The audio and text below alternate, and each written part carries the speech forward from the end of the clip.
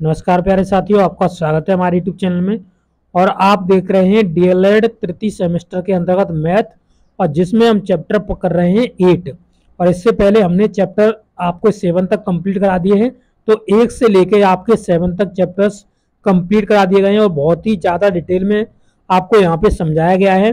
अगर आप हमारे सभी वीडियो देखते हैं, उसके बाद आप अपनी प्रैक्टिस खुद से करते हैं, तो आप यहाँ पर 25 में से 25 नंबर एग्जाम में लेकर आएंगे। ये मेरा वादा है आपसे, अगर आप ऐसा करते हैं तो।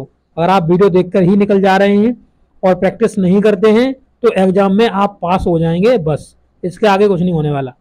ठीक है, तो आप अच्छे से अच्छे नंबर लाएं, इसके लिए आपको क्या करना है, प्रैक्टिस करनी है, क्योंकि प्रैक्टिस ही आपको अच्छे नंबर दिला सकती है। आप प्रैक्टिस नहीं करेंगे तो आपको अच्छे नंबर नहीं मिलेंगे, ये चीज़ अपने गांठ में बांध लीजिए। तो पहले के सभी वीडियो देख लीजिए ताकि आपके सभी कॉन्सेप्ट क्लियर हो पाए। चलिए आज का वीडियो स्टार्ट करते हैं।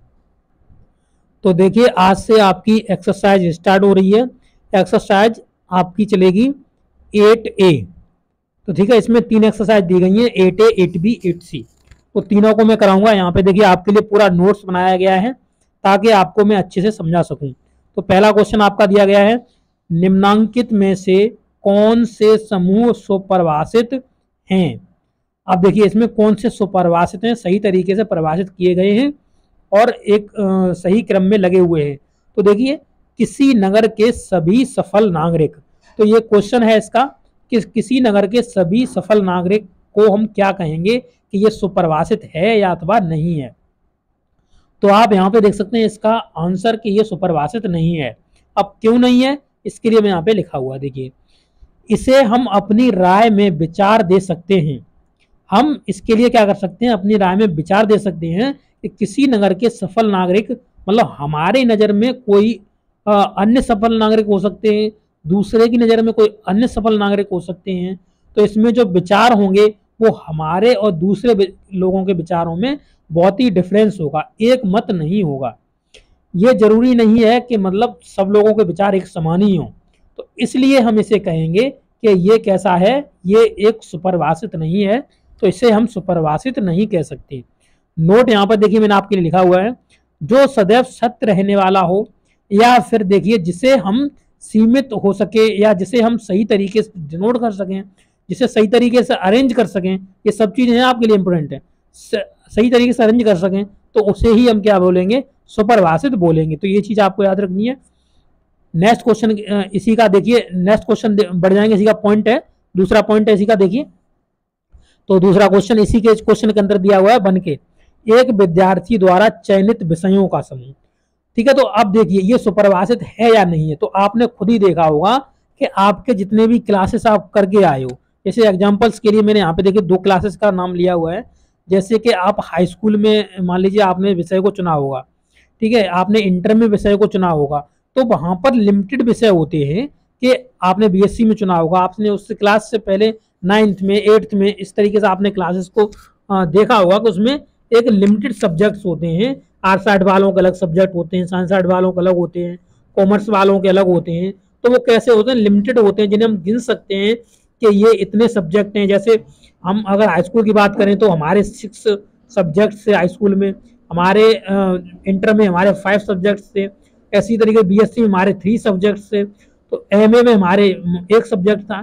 तो इस तरीके से आप देख सकते हो, इस तरीके सब्जेक्ट्स का क्राइटेरिया होता है। तो इसे हम क्या कर सकते हैं, इसे हम सुपरिभाषित कह सकते हैं, क्योंकि इन्हें हम डिनोट कर सकते हैं, इन्हें हम लिख सकते हैं और इन्हें का हम समुच्चय बना सकते हैं।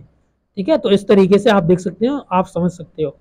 क्वेश्चन नंबर 3 देखेंगे, इसी का क्वेश्चन नंबर 3 है, इसका पॉइंट नंबर 3 है, 10 से कम सम संख्याएं। तो ये लिमिटेड है, 10 से जो कम संख्या होती है वो लिमिटेड होती है। सम संख्या देखें 2 से स्टार्ट होती है, 2, 4, 6 और 8।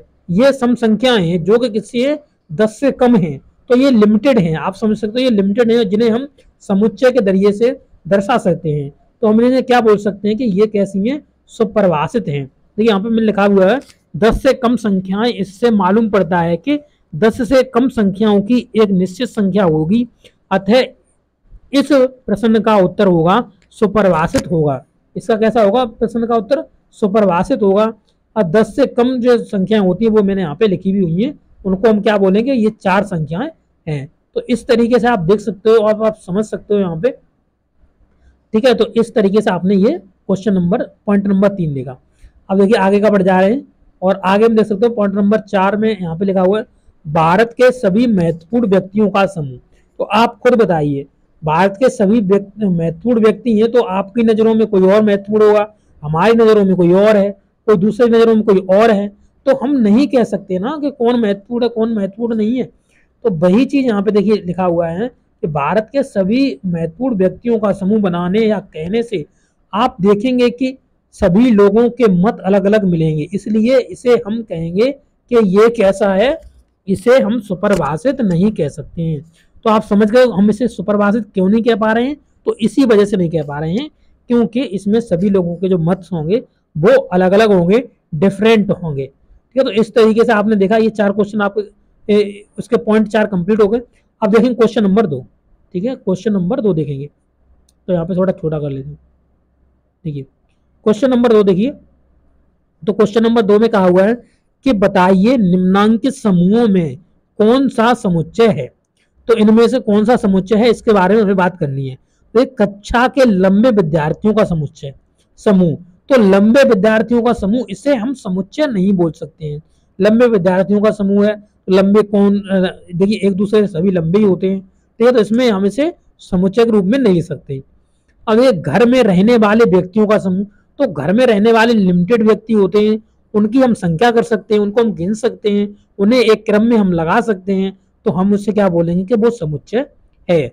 इसी प्रकार से देखेंगे पॉइंट नंबर 3, प्रथम 10 प्राकृत संख्याओं का समुच्चय। तो हाँ, प्रथम 10 प्राकृत संख्या आप जानते हो कि किससे स्टार्ट होगी, 1 से स्टार्ट होगी, 1 2 3 4 5 6 7 8 और 9। ये क्या है, प्रथम आपकी कितनी पूछ रहा है, 10 पूछ रहा था, ठीक है। तो प्रथम 10 प्राकृत संख्याओं का समुच्चय पूछ रहा है, प्रथम 10 प्राकृत संख्याएं। तो एक और बढ़ा लीजिए, 10 तक कर लीजिए इसे, ठीक है। 10 की पूछ रहा है तो 10 तक कर लीजिए, 10 तक ले जाएंगे इसे तो ये प्राकृतिक संख्या हो जाएंगी। मतलब इनको हम क्या कह सकते हैं, इनको हम समुच्चय कह सकते हैं क्योंकि ये लिमिटेड है और इन्हें हम सुपरिभाषित अच्छी तरीके से लिख सकते हैं। उन सभी सब्जियों का समूह जो खाने में अच्छी लगती हैं, तो ये समुच्चय नहीं है क्योंकि देखिए आपको कोई और अच्छी लग रही है, किसी को कोई और अच्छी लग रही है, तो इस तरीके से आप इन्हें समुच्चय के रूप में डिनोट नहीं कर पाओगे, तो इसलिए ये आपका समुच्चय नहीं होगा, ठीक है। ये चीज आपको याद रखनी है। नेक्स्ट आपका पॉइंट नंबर 5 देखेंगे इसका, प्रथम 5 प्राकृत संख्याएं जिनके इकाई का अंक 5 हो। तो देखिए इकाई का अंक 5 हो, प्रथम 5 प्राकृत संख्याएं कह रहा है, इकाई का अंक 5 हो, तो इकाई का अंक 5 हो, जैसे मान लीजिए एक 5 है, ठीक है, फिर इकाई का अंक 5 होना चाहिए, तो दूसरी हमने 15 मान ली, तीसरी हमने 25 मान ली, 25 के बाद हमने चौथी 35 मान ली, क्यों 5 अंक लास्ट में होना चाहिए, ये तो कह रहा इकाई का अंक 5 होना चाहिए, और पांचवी हमने मान ली 45। तो ये क्या है, ऐसी 5 प्राकृतिक संख्याएं हैं जिनके इकाई का अंक कितना है, आपका 5 है। तो आप देख सकते हो सभी के इकाई का अंक आप 5 दिख रहे होंगे, ये सभी 5 है, तो इस तरीके लिख सकते हो। तो ये क्या कहलाएगा, एक समुच्चय कहलाएगा, ठीक है। इस प्रकार से आप देख सकते हैं। अब आगे क्वेश्चन जो होंगे मैं अगले वीडियो में आपको कराऊंगा। तो इस वीडियो में हमने क्वेश्चन 1 के सभी जो पॉइंट्स थे उनको डिस्कस किया, क्वेश्चन 2 के डिस्कस किए। तो आपको ये वीडियो कैसा लगा है, अच्छा लगा तो अपने दोस्तों के साथ जरूर शेयर करिएगा और इस वीडियो को लाइक भी करिएगा ताकि आपको ये वीडियो ज़्यादा से ज़्यादा दूसरे लोगों के साथ जा सके, और इस चैनल से आप जुड़ के रहिए ताकि आपको नई अपडेट्स मिलती रहें। ओके, वीडियो देखने के लिए आपका बहुत बहुत धन्यवाद, थैंक यू।